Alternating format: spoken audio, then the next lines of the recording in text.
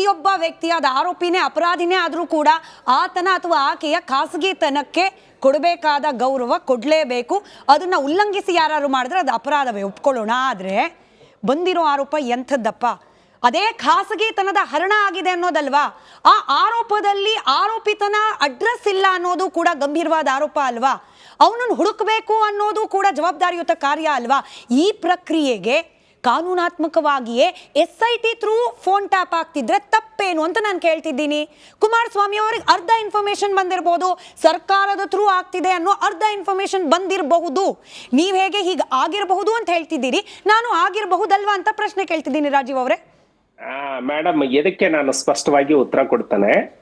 ಒಂದು, phone tapping ಮಾಡಬೇಕಾದ್ರೆ ಯಾವ ಯಾವ ಪ್ರಕರಣಗಳಿಗೆ ಸಂಬಂಧಿಸಿದಂತೆ ಫೋನ್ ಟ್ಯಾಪಿಂಗ್ ಮಾಡಬೇಕು, ಯಾರ ವ್ಯಕ್ತಿಗಳದ್ದು ಮಾಡಬೇಕು ಅಂತ ಹೇಳಿ ಗೈಡ್ಲೈನ್ಸ್ ಗಳು ಇದಾವೆ. ಅದರಲ್ಲಿ ಬಹಳ ದೊಡ್ಡ ಇದು ಇರುವಂತದ್ದು, ರಾಷ್ಟ್ರೀಯ ಭದ್ರತೆಗೆ ಧಕ್ಕೆ ತರಬಹುದಾದಂತಹ ಪ್ರಕರಣಗಳು, ಭಯೋತ್ಪಾದಕ ಚಟುವಟಿಕೆಯಲ್ಲಿ ಭಾಗಿಯಾಗಿದ್ದಾನೆ ಅಥವಾ ಅವರಿಗೆ ಪ್ರೋತ್ಸಾಹವನ್ನ ನೀಡ್ತಾ ಇದ್ದಾನೆ ಅನ್ನುವಂತಹ ಸರಿ ಹೋಗೋದ್ರೊಳಗೆ ಅಶೋಕ್ ಅವರು 1.5 ಪೇಜ್, ಆಮ್ ಆದ್ಮಿ ಪಕ್ಷದ ವಕ್ತಾರರು 1.5 ಪೇಜ್ ಹೋಮ್ವರ್ಕ್ ಮಾಡ್ಕೊಂಡ್ ಬಂದಿದ್ದಾರೆ ಆಕ್ಟ್ ನ ಬಗ್ಗೆ. ಅಂದ್ರೆ ಯಾವಾಗ ಯಾವ ಸಂದರ್ಭದಲ್ಲಿ ಟ್ಯಾಪಿಂಗ್ ಮಾಡಬಹುದು ಅಂತ ಹೇಳಿ. ಅವ್ರು ಮುಗಿಸೋಷ್ಟೊತ್ತಿಗೆ ಆಡಿಯೋ ಕನೆಕ್ಷನ್ ಬಹುಶಃ ಸರಿ ಹೋಗುತ್ತೆ. ಅಶೋಕ್ ಅವ್ರು ಹೇಳ್ತಿದ್ದು ಟೆಲಿಗ್ರಾಫ್ ಆಕ್ಟ್ 1885 ಮತ್ತೆ ಇನ್ಫಾರ್ಮೇಶನ್ ಟೆಕ್ನಾಲಜಿ ಆಕ್ಟ್ 2000, 2 ಆಕ್ಟ್ ಇದೆ. ಆಕ್ಟ್ ಹೇಳುತ್ತೆ ದೇಶದ ಸೆಕ್ಯೂರಿಟಿ ವಿಷಯ ಬಂದಾಗ ಮತ್ತೆ ಹೊರ ದೇಶದಲ್ಲಿ ನಮ್ಮ ಫ್ರೆಂಡ್ ರಿಲೇಶನ್ಶಿಪ್ ಅಫೆಕ್ಟ್ ಆಗ್ತಿರ್ಬೇಕಾದ್ರೆ ಯಾವುದೇ ಒಂದು ಅಫೆನ್ಸ್ ಮುಂದೆ ಆಗುವಂತ ನಮಗೆ ಸೂಚನೆ ಇದ್ರೆ, ಮತ್ತೆ ಪಬ್ಲಿಕ್ ಎಮರ್ಜೆನ್ಸಿ, ಪಬ್ಲಿಕ್ ಸೇಫ್ಟಿಗೆ ತೊಂದರೆ ಆದ್ರೆ, ಯಾವುದೇ ಕ್ರಿಮಿನಲ್ ಆಕ್ಟಿವಿಟಿ ನಡೀತಾ ಇದ್ರೆ ಸರ್ಕಾರದ ಡಿಸ್ಕ್ರಿಷನ್, ಅಂದ್ರೆ ಸರ್ಕಾರ ಒಂದು ಸ್ಟೇಟ್ ಗವರ್ಮೆಂಟ್ ಆದ್ರೆ state government chief minister Prajwal Revanna ಅವರ ಪ್ರಕರಣ ಇದರಲ್ಲಿ ಫಿಟ್ ಆಗುತ್ತೋ? ಪಬ್ಲಿಕ್ ಎಮರ್ಜೆನ್ಸಿ ಬರ್ತಾ ಇದೆ, ಫಾರಿನ್ ಕಂಟ್ರಿಲೋ ನಡಿ ಈಗ ಶುರು ಮಾಡೋಣ.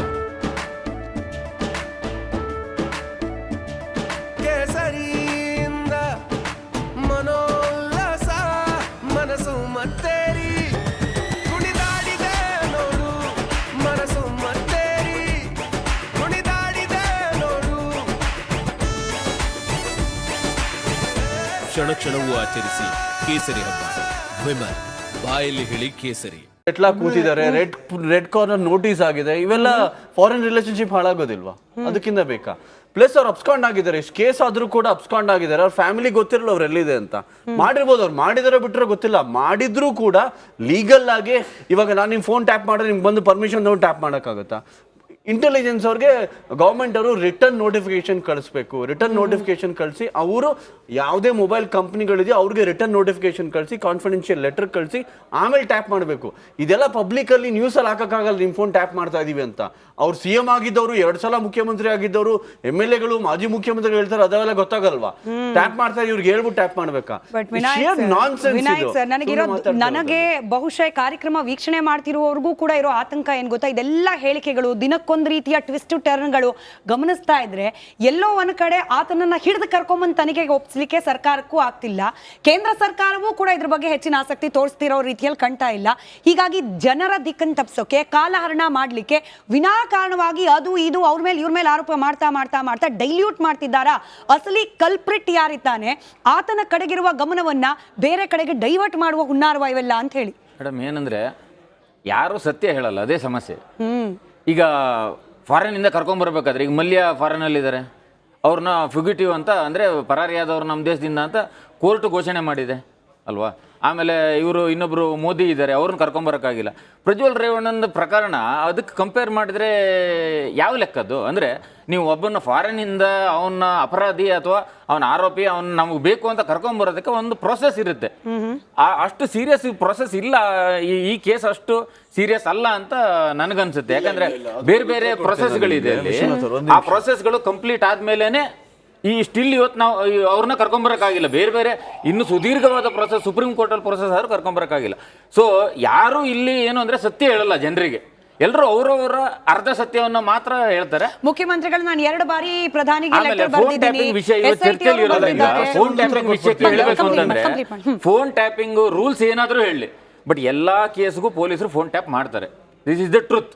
ಪೊಲೀಸರು ಅದನ್ನ ಅನಧಿಕೃತವಾಗಿ ಒಪ್ಕೋತಾರೆ, ಪೊಲಿಟಿಷಿಯನ್ಸು ಆಡಳಿತದಲ್ಲಿರೋರು ಅದನ್ನು ಅನಧಿಕೃತವಾಗಿ ಒಪ್ಕೋತಾರೆ. ಅಧಿಕೃತವಾಗಿ ಯಾರು ಅದನ್ನು ಒಪ್ಕೊಳ್ಳಲ್ಲ. ಯಾಕಂದ್ರೆ ಅಧಿಕೃತವಾಗಿ ಒಪ್ಕೊಂಡ್ರೆ ನಾಳೆ ಸಮಸ್ಯೆ ಆಗುತ್ತೆ ಅಂತ. ಇನ್ಕ್ಲೂಡಿಂಗ್ ಸಣ್ಣ ಪುಟ್ಟ ಕೇಸ್ಗೆ ಪೊಲೀಸರು ಫೋನ್ ಟ್ಯಾಪ್ ಮಾಡ್ತಾರೆ, ಅವ್ರ ಲೊಕೇಶನ್ ತೆಗಿತಾರೆ, ಇಲ್ಲಾಂದ್ರೆ ಅವರ ಫೋನನ್ನ ಏನು ಸಿಕ್ಕಿದ್ರೆ ಅದನ್ನ ಯಾವ ರೀತಿಲಿ ಅದನ್ನ ಇನ್ಫಾರ್ಮೇಶನ್ ತೆಗಿಬಹುದು ಅಂತ ನೋಡ್ತಾರೆ. ಎಲ್ಲ ಕೆಲಸವನ್ನ ಅನಧಿಕೃತವಾಗಿ ಪೊಲೀಸರು ಮಾಡೇ ಮಾಡ್ತಾರೆ. ಅಶೋಕ್ ಅವ್ರೆ, ನೀವು ಹೇಳಿದ್ರಿ ವಿಜಯ್ ಮಲ್ಯ ಮತ್ತೆ ಮೋದಿ ಅವರು ಬೇರೆ ಕಂಟ್ರಿ ಸಿಟಿಸನ್ಶಿಪ್ ತಗೊಂಡು ಆ ಪಾಸ್ಪೋರ್ಟಲ್ಲಿ ಟ್ರಾವೆಲ್ ಮಾಡಿದ್ದಾರೆ. ಆದರೆ ಪ್ರಜ್ವಲ್ ರೇವಣ್ಣ ಟ್ರಾವೆಲ್ ಮಾಡಿರೋದು ಇಂಡಿಯನ್ ಡಿಪ್ಲೊಮ್ಯಾಟಿಕ್ MP ಪಾಸ್ಪೋರ್ಟಲ್ಲಿ.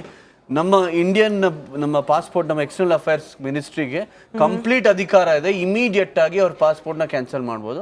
ಮಾಡಿದ್ರೆ ಅವ್ರು ಎಲ್ಲೇ ಇದ್ರು ಕೂಡ ಇಮಿಡಿಯೇಟ್ ಆಗಿ ಇಂಟರ್ಪೋಲ್ ಅವ್ರು ಅರೆಸ್ಟ್ ಮಾಡ್ತಾರೆ, ಇಮಿಡಿಯೇಟ್ ಬರ್ತಾರೆ. ಬಿಜೆಪಿ ಅವರು ಯಾಕೆ ಮಾಡ್ತಿಲ್ಲ ಅಂತ ಉತ್ತರ ಕೊಡಬೇಕು ಇವಾಗ.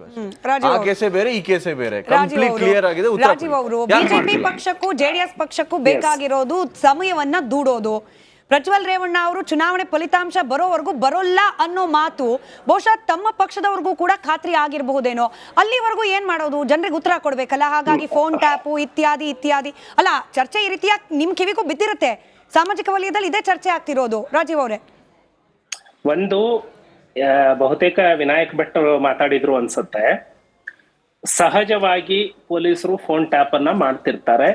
ಅದು ಎಲ್ಲರಿಗೂ ಗೊತ್ತಿರುವಂತಹ ಓಪನ್ ಸೀಕ್ರೆಟ್ ಅನ್ನುವಂತಹ ಮಾತನ್ನ ಹೇಳಿದ್ರು. ಅದಕ್ಕೆ ಐವನ್ ಡಿಸೋಜಾ ಮೌನವಾಗಿದ್ರು. ಅಷ್ಟರ ಮಟ್ಟಿಗೆ ಈ ಡಿಸ್ಕಷನ್ ಅಲ್ಲಿ ಒಪ್ಕೊಂಡಂಗಾಯ್ತು ಕುಮಾರಸ್ವಾಮಿ ಮಾಡಿದ ಆರೋಪದಲ್ಲಿ ಸತ್ಯ ಇದೆ ಅಂತ. ಎರಡನೇದಾಗಿ ನಾನು ಎರಡನೇದು ಈಗ ನಾನು ಹೇಳಿದ ಮೇಲೆ ಉತ್ತರ ಕೊಡ್ತಾರೆ ಅಂತ ಹೇಳಿ ಜಾಗೃತಿ ಆಗೋದಲ್ಲ.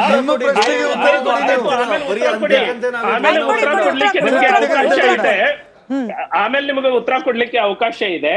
ಎರಡನೇದಾಗಿ ಈಗ ಡಿಪ್ಲೊಮ್ಯಾಟಿಕ್ ಪಾಸ್ಪೋರ್ಟ್ ಅನ್ನ ರದ್ದು ಮಾಡಬೇಕು ಅಂತ ಹೇಳಿ, ರದ್ದು ಮಾಡೋದ್ರಲ್ಲಿ ನಿಯಮಾನುಸಾರ ಎಲ್ಲಾ ಪ್ಯಾರಾಮೀಟರ್ಸ್ ಗಳನ್ನ ಫುಲ್ಫಿಲ್ ಮಾಡಿ ರಾಜ್ಯ ಸರ್ಕಾರ ಕೇಂದ್ರಕ್ಕೆ ಕಳಿಸ್ತು ಅಂತ ಹೇಳಿದ್ರೆ ಯಾವ ಕಾರಣಕ್ಕೂ ಒಂದು ಕ್ಷಣ ಕೂಡ ತಡ ಆಗೋದಿಲ್ಲ. ನನ್ನ ಮೂಲ ಪ್ರಶ್ನೆ ಇರುವಂತದ್ದು, ನೀವು ಒಂದು ವಾರಗಟ್ಲೆ ಇದು ಬೆಳಕಿಗೆ ಬಂದು ಇಷ್ಟೆಲ್ಲಾ ದೊಡ್ಡ ಪ್ರಕರಣ ಆಗ್ತಾ ಇರಬೇಕಾದ್ರೆ ರಾಜ್ಯ ಸರ್ಕಾರ ಇಲ್ಲಿತ್ತು. ಇದೇ ರಾಜ್ಯ ಸರ್ಕಾರದ ವ್ಯಾಪ್ತಿಗೆ ಒಳಪಡುವಂತಹ ವಿಮಾನ ನಿಲ್ದಾಣದಿಂದ ಹೊರದೇಶಕ್ಕೆ ಹೋಗೋದಕ್ಕೆ ನೀವ್ ಯಾಕೆ ಬಿಟ್ರಿ? ಸರ್ಕಾರ ಏನ್ ಮಾಡ್ತಾ ಇತ್ತು? ಇವತ್ತು ಪ್ರಹ್ಲಾದ್ ಜೋಶಿ ಅವರು ಪ್ರಹ್ಲಾದ್ ಜೋಶಿ ಅವರು ಇವತ್ತು ಇದನ್ನೇ ಕೇಳಿದ್ರು. ಪ್ರಹ್ಲಾದ್ ಜೋಶಿ ಅವರು ಕೊಡಲ್ಲ, ಯಾರು ಹೇಳಿದ್ರು? ಸಮಸ್ಯೆ ಇರೋದು ಕೇಂದ್ರ ಸರ್ಕಾರ ಕೊಡಲ್ಲ. ಕೊಡೋದು ಎಕ್ಸ್ಟರ್ನಲ್ ಅಫೇರ್ ರಾಜತಾಂತ್ರಿಕ ಪಾಸ್ಪೋರ್ಟ್ಗೆ ವೀಸಾನೇ ಬೇಡ, ಅದು ಬೇರೆ ಪ್ರಶ್ನೆ. ನೀವು ಉತ್ತರ ಕೊಡಿ. ರಾಜೀವ್, ಈಗ ನೀವು ಒಬ್ಬ ಪೊಲೀಸ್ ಅಧಿಕಾರಿ ಆಗಿದ್ದವರು. ಕಂಪ್ಲೀಟ್ ಆಗಿಲ್ಲ. ಐವನ್ ಡಿಸೋಜಾ ಕಂಪ್ಲೀಟ್ ಮಾಡ್ಬಿಡ್ತೀನಿ. ಐವನ್ ಡಿಸೋಜಾ ಅವರೇ ನಾನು ಕಂಪ್ಲೀಟ್ ಮಾಡ್ತೀನಿ, ನೀವು ಮಾತಾಡಿ. ಮೂರನೇದು, ರಾಜತಾಂತ್ರಿಕ ಪಾಸ್ಪೋರ್ಟ್ ಅನ್ನ ರದ್ದು ಮಾಡೋದಕ್ಕೆ ನಿಗದಿತ